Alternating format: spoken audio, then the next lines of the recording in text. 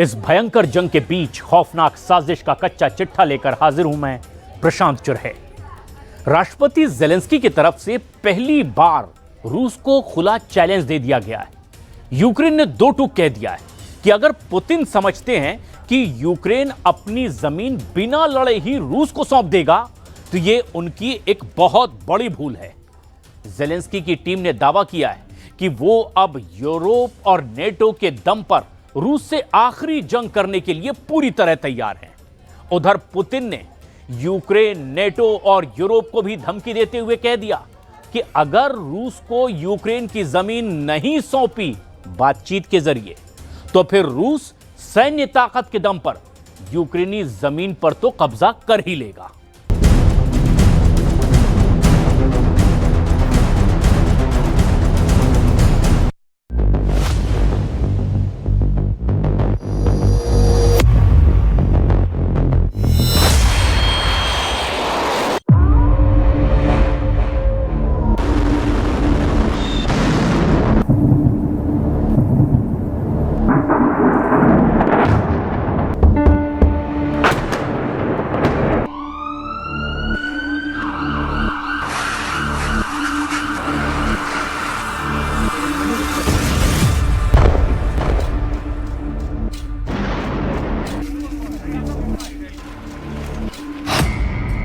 बातचीत से दो आधा यूक्रेन, वरना बारूद से छीनेंगे पूरा यूक्रेन।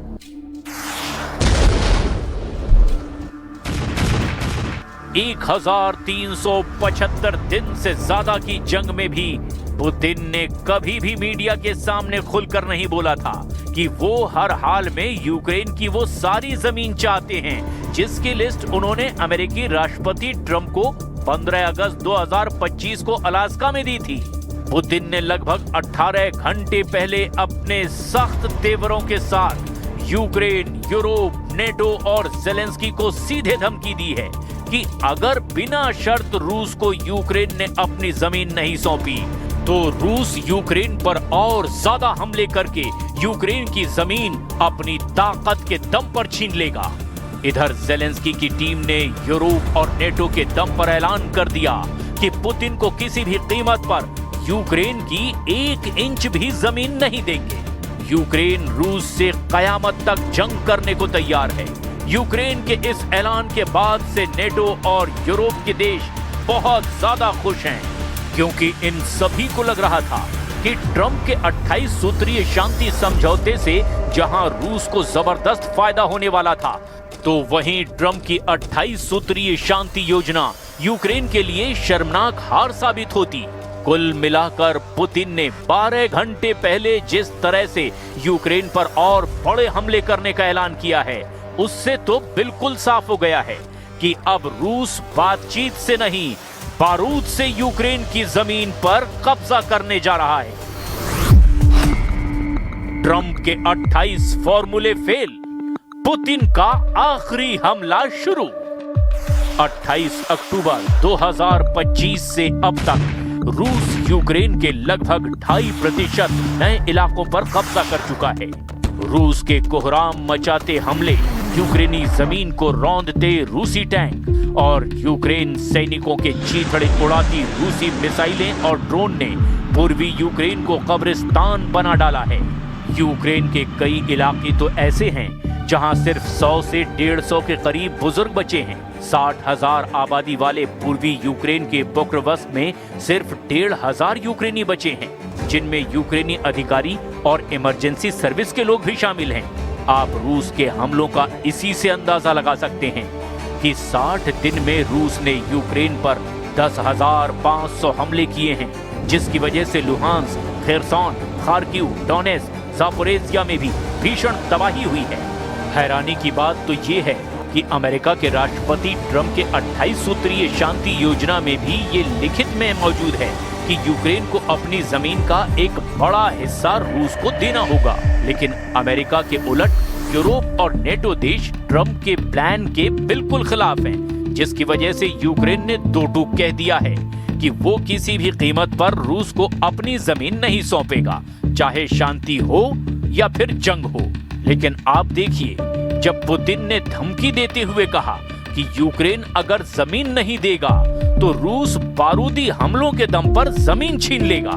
तो इस पर ज़ेलेंस्की की टीम ने जो जवाब दिया उससे साबित होता है कि यूक्रेन रूस से अभी भी लंबी जंग को तैयार है। Значит, мы до сих пор получаем заходы о прекращении боевых действий там. Войска Украины уйдут из занимаемых ими территорий. Вот тогда и прекратятся боевые действия. Не уйдут, мы добьемся этого вооруженным путем. Вот. Зараз я чую, що розвідки партнерів дають їм інформацію, що російська позиція стала заходити, в тому числі через деяких суб'єктів з України. Це точно не допомагає. Є наша державна позиція, є українська гідність. Рухатись треба так, щоб її посилити, а не підважити. Розраховую, що мене почують зараз ті, кого це стосується. भीषण जंग को तैयार पुतिन, नेटो यूरोप ने भड़काया युद्ध।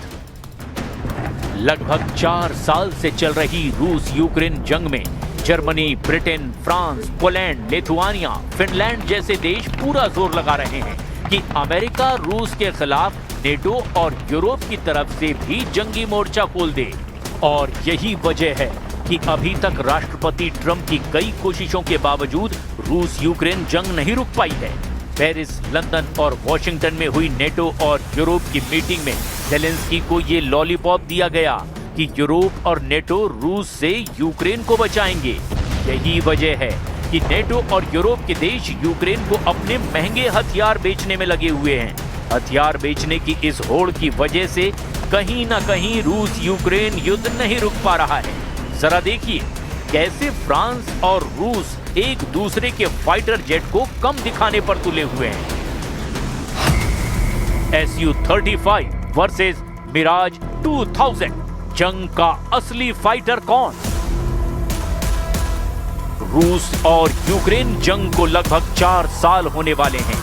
इतने दिन बीत जाने के बाद ना तो रूस और ना ही पश्चिमी फाइटर जेट से लैस यूक्रेन हवा में अपनी बादशाहत कायम कर पाए हैं। दोनों ही देश लगातार वीडियो जारी करके ये दिखाने की कोशिश कर रहे हैं कि उनके फाइटर जेट ज्यादा बेहतर प्रदर्शन कर रहे हैं। रूसी सरकारी कंपनी रोस्टेक ने एक वीडियो जारी करके दावा किया कि उसके सुखोई 35S फाइटर जेट ने पश्चिमी देशों के F-16 और मिराज 2000 विमान को कम ऊंचाई की लड़ाई में पीछे जाने के लिए मजबूर कर दिया। वहीं यूक्रेनी सेना ने भी एक वीडियो जारी करके कहा कि मिराज 2000 फाइटर जेट की सफलता दर 8% रही, जो बहुत ही शानदार रही। यूक्रेनी सेना ने एक वीडियो जारी करके बताया कि मिराज 2000 विमानों ने रूसी मिसाइलों और ड्रोन को हवा में मार गिराया। विश्लेषकों का कहना है कि इन दोनों देशों के दावों से एक बात साबित है कि दोनों ही यूक्रेनी आकाश पर दबदबा कायम करने में संघर्ष कर रहे हैं। रूसी समाचार एजेंसी तास से बातचीत में रोस्टेक के सीईओ ने बताया कि सुखोई 35 की वजह से दुश्मन के विमानों को कम ऊंचाई पर उड़ान भरना पड़ रहा है। वहीं सुखोई 35 जेट सैकड़ों किलोमीटर की दूरी से अपने लक्ष्यों को तबाह कर रहा है। इसी वजह से दुश्मन के विमान हवा से हवा में मिसाइल नहीं दाग पा रहे। इसमें अमेरिकी F-16 और फ्रांसीसी विमान मिराज 2000 भी शामिल है। रूस का सुखोई 35 विमान एक 4.5 पीढ़ी का मल्टी रोल फाइटर जेट है। ये रूस का सबसे आधुनिक फाइटर जेट है जो हवा में बादशाहत कायम करने और सटीक हमला करने में माहिर है। इसमें एयरबेस ई रडार लगा है जो 400 किलोमीटर दूर के लक्ष्यों की पहचान कर सकता है। इसमें लंबी दूरी तक मार करने वाली R-77 या R-37M मिसाइलें लगी है। रूस अब तक करीब 8 सुखोई 35 जेट को जंग में गंवा भी चुका है। वहीं यूक्रेनी सेना लगातार फ्रांसीसी मिराज 2000 फाइटर जेट की तारीफ कर रही है। यूक्रेनी वायुसेना ने एक वीडियो जारी करके बताया कि मिराज 2000 की मैजिक 2 मिसाइल युद्ध के दौरान बहुत ही प्रभावी साबित हुई है। यूक्रेनी पायलट्स के दावों के मुताबिक मिराज 2000 फाइटर जेट की मिसाइलों और ड्रोन को मार गिराने में सफलता दर 98% है।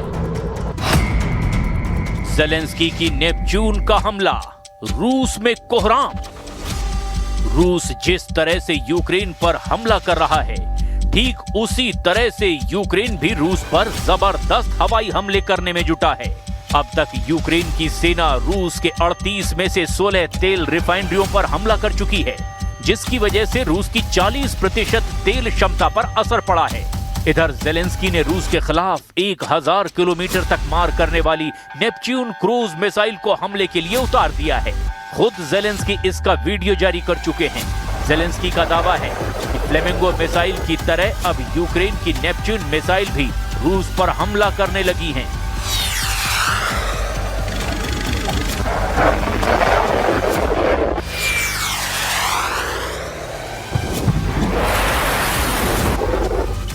इन हालातों को देखकर साफ कहा जा सकता है कि अगर ट्रंप का 28 सूत्रीय फॉर्मूला यूक्रेन ने यूरोप और नेटो के साथ मिलकर फेल कर दिया, तो फिर पुतिन को यूक्रेन पर और ज्यादा भयानक हमले करने से कोई नहीं रोक पाएगा।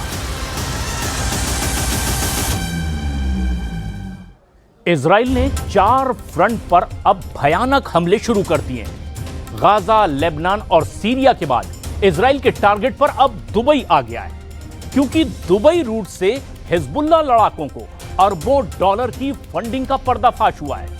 वहीं पर सीरिया में अब इजराइल के सैनिकों पर नए टेरर ग्रुप ने हमला करके तहलका मचा दिया है। इस बीच ईरान ने इजराइल को उसी की भाषा में जवाब देने की धमकी दे दी है। तो एक और फ्रंट तुर्की ने भी पोप लियो के सामने अब इजराइल पर सीधे निशाना साध दिया है।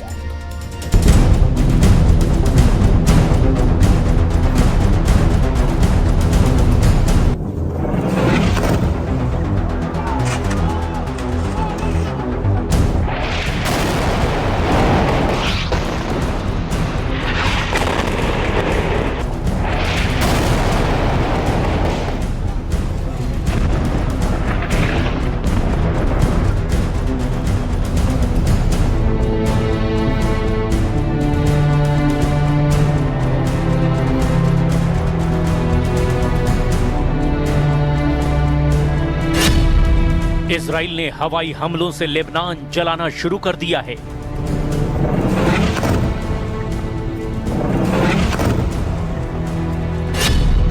इजराइल ने जमीनी हमले से सीरिया को कुचलना शुरू कर दिया है। इजराइल ने गाजा में भयानक बमबारी कर तबाही मचा दी है।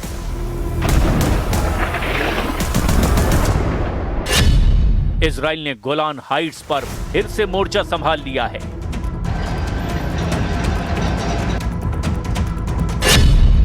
इजराइल ईरान का तीसरा युद्ध फाइनल हो गया है।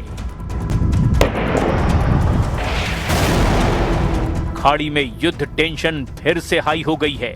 इजराइल ने हमले शुरू कर दिए हैं। इजराइल फिर से सभी फ्रंट एक्टिव कर रहा है।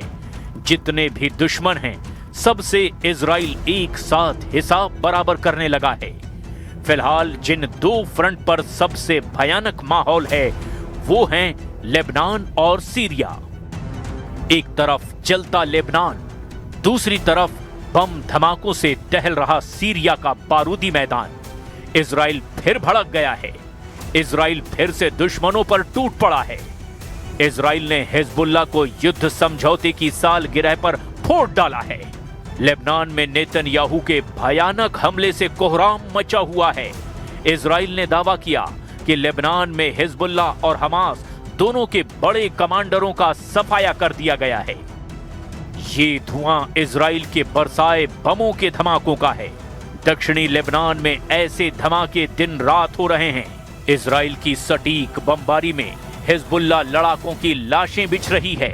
लेबनान के प्रधानमंत्री नवाब सलाम ने यहां तक कह दिया कि उनका देश एक तरफा युद्ध में फंसा हुआ है। वहीं इजराइल ने दावा किया कि दक्षिणी लेबनान के अलग अलग इलाकों में हिजबुल्लाह के अड्डों को बर्बाद किया जा रहा है। यही दलील देकर युद्ध समझौता होने के बाद भी इजराइल बेरहमी से लड़ाका ग्रुप को कुचल रहा है। इजराइल ने जानकारी दी कि युद्ध समझौते के बाद लेबनान में कोई ऐसा दिन नहीं बीता जब हमला ना किया गया हो। 27 नवंबर 2024 को इजराइल हिजबुल्लाह में अमेरिका ने युद्ध समझौता करवाया था। इसके बावजूद इजराइल ने लेबनान में करीब 1200 बार हमला किया है। इजराइल डिफेंस फोर्स ने जानकारी दी कि उसके हमले में 370 से ज्यादा हिजबुल्लाह कमांडर मारे गए हैं। वहीं यूनाइटेड नेशन मानवाधिकार ऑफिस ने कहा कि सीज फायर डील के बाद से इजराइल के हमलों में लेबनान के 127 आम नागरिकों की जान गई है। इजराइल के पास हिजबुल्लाह पर हमले की वाजिब वजह है। लड़ाका ग्रुप हथियार छोड़ने को तैयार नहीं, जबकि युद्ध समझौते में ये सबसे जरूरी शर्त है। इसीलिए इजराइल तब भी हमले नहीं रोक रहा जब पोप लियो लेबनान विजिट करने जा रहे हैं। लेबनान से पहले अंकारा पहुंचे पोप लियो से तुर्की के राष्ट्रपति एर्दोआन ने मुलाकात की है। एर्दोआन ने पोप के सामने भी इजराइल विरोधी बातें कह डाली। Our esteemed guest's visit comes at a crucial time in the context of regional and global events. I hope and desire that this visit, which comes at a time when humanity's search for direction is accelerating, global uncertainties are increasing, and tensions are mounting from Asia to Africa, from Latin America to Eastern Europe, will be beneficial for all of humanity. Erdogan का Netanyahu पर गुस्सा इन तस्वीरों से समझा जा सकता है। ये इजराइल की बख्तरबंद गाड़ियां हैं जो गोलान हाइट्स से सीरिया में दाखिल हो गई हैं। इजरायली सेना ने बताया कि 28 नवंबर की सुबह दक्षिणी सीरिया में एक गिरफ्तारी ऑपरेशन के दौरान बंदूकधारियों की फायरिंग में 6 इजरायली सैनिक घायल हो गए, जिनमें से 3 की हालत बहुत गंभीर है। इजराइल डिफेंस फोर्सेस के मुताबिक सुबह 3 बजे 55वीं रिजर्व पैराट्रूपर ब्रिगेड के सैनिक सीरिया के गांव बेत जिन में सर्च ऑपरेशन पर गए थे।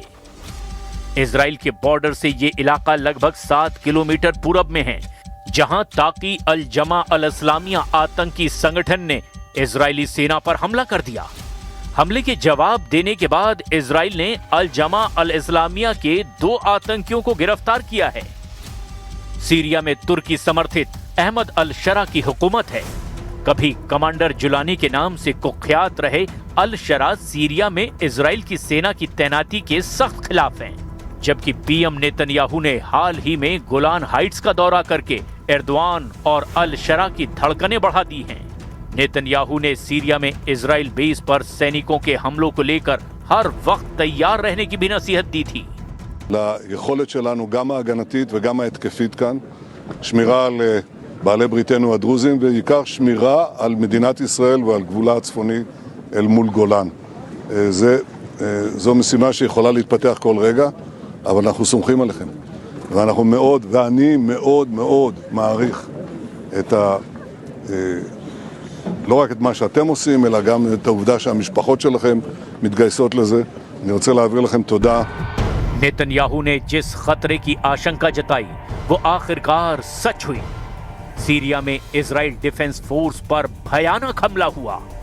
इजराइल सीरिया में अपनी पकड़ कमजोर होने नहीं देना चाहता, क्योंकि यहां से उसे ईरान पर हमले के लिए आसान रास्ता मिलता है। वहीं तुर्की, सीरिया और ईरान इस इलाके को सीरिया का हिस्सा मानते हैं, मगर कब्जा इजराइल का है। जाहिर है इजराइल सामरिक लिहाज से अहम लोकेशन पर मजबूती से डटा रहना चाहता है, लेकिन ईरान जिस तरह लड़ाका ग्रुप्स को फंडिंग कर रहा है, उससे नेतन्याहू की टेंशन बहुत ज्यादा बढ़ गई है। द वॉल स्ट्रीट जर्नल की रिपोर्ट के मुताबिक ईरान ने पिछले 1 साल में लेबनान के आतंकी संगठन हिजबुल्लाह को अरबों डॉलर भेजे हैं। ये रकम दुबई में money laundering operation, exchange shops और निजी कंपनियों के नेटवर्क के जरिए भेजा गया। ये पैसा ईरान की तेल से होने वाली बिक्री से कमाया गया था।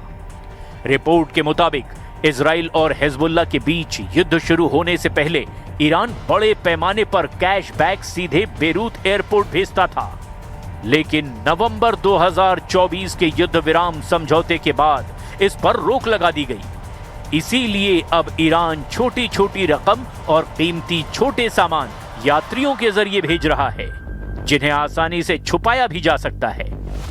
सीरिया में असद सरकार के गिरने से ईरान का पुराना तस्करी का रास्ता बंद हो गया है। वहीं बेरूत एयरपोर्ट पर कैश ले जाने वालों पर कड़ी निगरानी है। इसी वजह से ईरान अब कई तरीकों से हिजबुल्लाह को फंडिंग शुरू कर चुका है।